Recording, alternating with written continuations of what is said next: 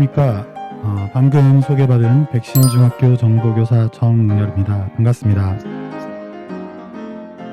저는 오늘 초중등 AI 교육의 발행에 대해서 말씀드리려고 하는데요. 3차 산업혁명 시대는 컴퓨터와 인터넷이 막 보급되던 그런 시대죠. 이럴 때는 컴퓨터를 다루는 능력, 그리고 소프트웨어, 예를 들면 아레안글이나 워드 프로세서를 다루는 능력, 이런 것들이 중요했었죠.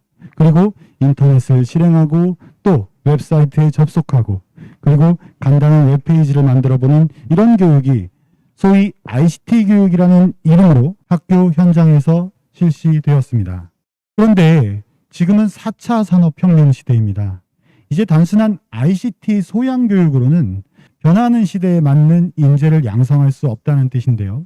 4차 산업혁명, 지능정보기술로 인한 소프트웨어 AI 혁명, 여기서 말하는 지능정보기술은요, 단순한 소프트웨어, 도구의 활용을 말하는 것이 아니라 사물인터넷, 클라우드, 모바일과 같은 신기술, 신소프트웨어 AI 기술이 인공지능과 결합돼서 우리 사회 두루 활용되고 새로운 가치를 창출하는 사회를 말합니다. 소프트웨어 인공지능이 우리 사회의 다양한 분야에서 활용되면서 사회 전반에 거쳐서 혁신적인 변화를 이끌고 있는데요. 그럼 우리 이제 어떻게 해야 될까요?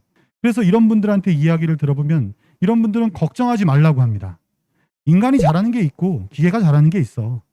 여기 있는 지네딘 교수, 또 한스 모라벡 교수, 마지막에 있는 이 데미스 하사비스라는 분은 바로 알파고 만든 분이에요.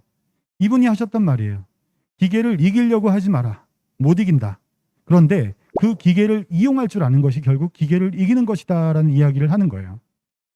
이런 분들은 다 컴퓨터과학 전공자들이니까 그런 거 아니에요 라고 생각하실까봐 세계 경제를 이끌어가는 다보스 포럼, 거기에서 세계 경제를 이끌어가는 리더들이 미래 인재의 새 역량으로 제시한 10대 역량 중에 1위, 바로 복잡한 문제를 해결하는 역량.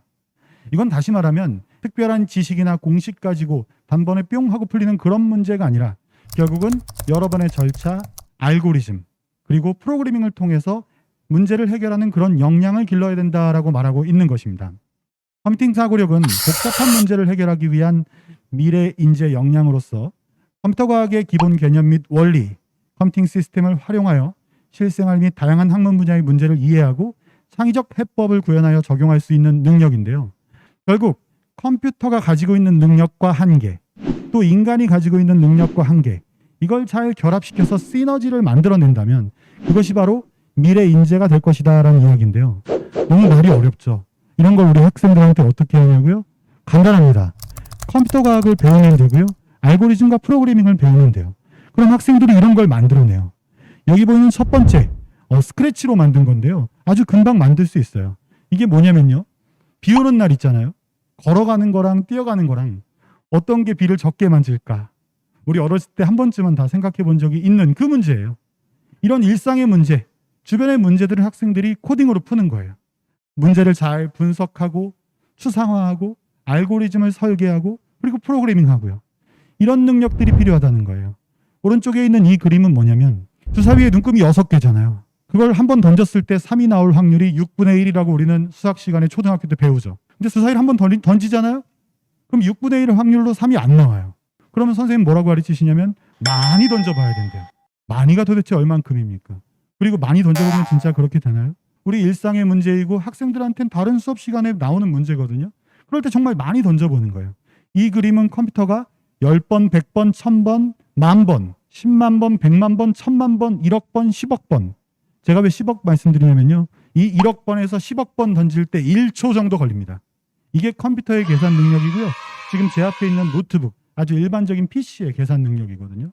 이런 것들을 이용하면 복잡한 문제들도 훨씬 더 창의적이고 효율적으로 해결할 수 있는 그런 능력을 기를 수 있다는 거죠. 지금 왼쪽에 보이시는 이 그림은요. 밤하늘의 화성을 보면 가끔씩 역행을 한대요.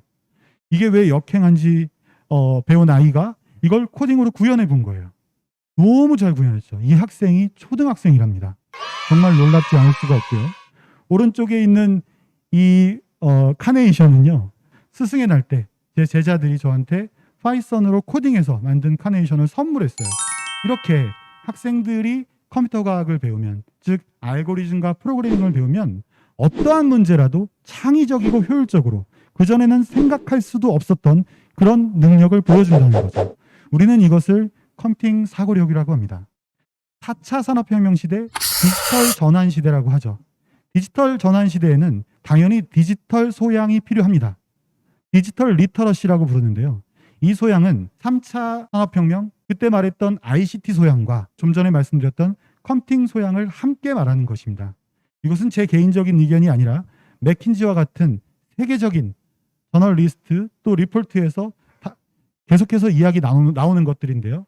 왜냐하면 결국은 이것들이 우리 학생들이 과연 나중에 컴퓨터 공학을 전공을 하지 않더라도 컴퓨터 개발자가 프로그래머가 되지 않더라도 결국은 소프트웨어 AI랑 관련된 회사에 어떠한 식으로라도 근무를 하게 되고 어떠한 식으로라도 관련이 된다라는 거죠.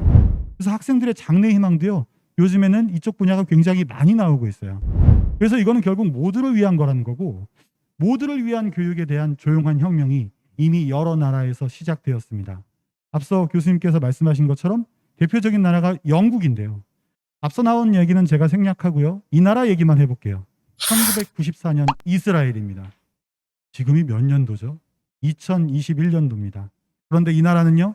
1994년에 프로그래밍 과목을 고등학교 필수 과목 심지어 이스라엘 SAT 수능의 필수 과목으로 지정했어요. 그런 이스라엘에서 어떤 인재가 나왔는지 제가 간단하게만 소개드리면요. 세계 최초의 온라인 쇼핑몰 이베이, 이스라엘 교육을 받은 사람들 겁니다. 그리고 세계 최초의 전자결제 시스템 페이팔, 이것도 이스라엘 교육을 받은 사람들이 만들었대요. 심지어 유튜브도 유대인 교육을 받은 사람들이 만들었대요. 이것이 결국 소프트웨어 교육이 필요하다는 반증이 될 수밖에 없다는 이야기를 드리는 겁니다. 그런데요, 이제는 인공지능 시대라고 얘기를 해요. 사실 컴퓨터 과학의 여러 도메인 중에 인공지능은 가장 마지막에 있는 건데요. 이미 그런 시대에 와 있다라는 거예요. 인공지능은 인간의 지적 능력을 구현하는 컴퓨터 과학 기술입니다. 결국은 알고리즘이고 소프트웨어예요. 그러니 앞서 말씀드렸던 소프트웨어 교육에서 중요했던 알고리즘 프로그래밍이 당연히 인공지능 교육에서도 중요하게 되는 건데요. 그동안의 기계들은요. 그러니까 뼈나 아니면 근육들을 대신하는 기계였어요. 무거운 거 들 때 대신 들어주고요. 아니면 힘든 일 할 때 대신해 주는 거죠. 그런데 이 인공지능이 구현된 기계는요. 인간의 지능을 대신하는 거예요. 생각하는 능력을 대신한다는 거죠. 그러니 사람이 하는 일을 얘네들도 할 수 있다는 거예요. 인공지능이 필요하다고 많은 사람들이 이야기를 합니다. 그리고 인공지능의 교육의 유형을 이렇게 세 가지로 보통 이야기를 하는데요. 이 중에서 결국 제일 중요한 것은 우리가 인공지능이 만들어갈 시대에서 인간이 할 수 있는 일을 찾는 것. 결국 인공지능이 대체할 수 있는 직업은 무엇이고 그러면 우리는 무슨 일을 해야 되고 이런 고민들을 해야 되는 그런 필요성에 빠졌다는 거죠. AI 교육은 중요합니다. 왜냐하면 우리는 인공지능과 함께 살아가야 되기 때문입니다. 결국 인공지능 교육은 그간 진행됐던 소프트웨어 교육이 더 심화 확장된 것이라고 봐야 되는데요. 이 첫 번째 영상에서 로봇이 다리를 저렇게 앞뒤로 막 움직이면서 철봉을 뛰어넘는 장면이 나와요. 그죠? 이것이 학생들이 지금까지 배웠던 소프트웨어 교육의 모습이라고 생각하시면 좋을 것 같아요. 모터를 움직이기 위해서 알고리즘을 설계하고 프로그래밍을 해서 움직이면 어떨 때는 두 번 넘기도 하고 어떨 때는 한 번 넘기도 하는데요. 이걸 지켜본 학생들이 어떨 때 두 번 넘지? 모터에 전달된 파워가 얼마일 때, 기울기가 얼마일 때, 가속도가 얼마일 때 그것들을 데이터를 수집하고 분석해서 오른쪽과 같은 로봇을 만들어내는 거예요. 이 로봇이 뭐냐면요. 언제나 2회전 돌기에 성공하는 로봇입니다. 결국 이러한 것들은 컴퓨터 과학의 다양한 개념과 원리를 바탕으로 실생활의 문제를 해결하는 것이고 지금까지 우리가 배워왔었던 정보교육, 소프트웨어 교육이 더 심화 확장된 그런 교육이라고 말씀드릴 수 있습니다. AI 교육을 받게 되면 기존의 소프트웨어 교육보다 더 많은 분야에서 컴퓨팅 사고력의 전이력을 발휘할 수 있는데요. 이러한 것들에 주목한 여러 나라들이 다시 조용한 혁명을 시작하고 있는 것입니다.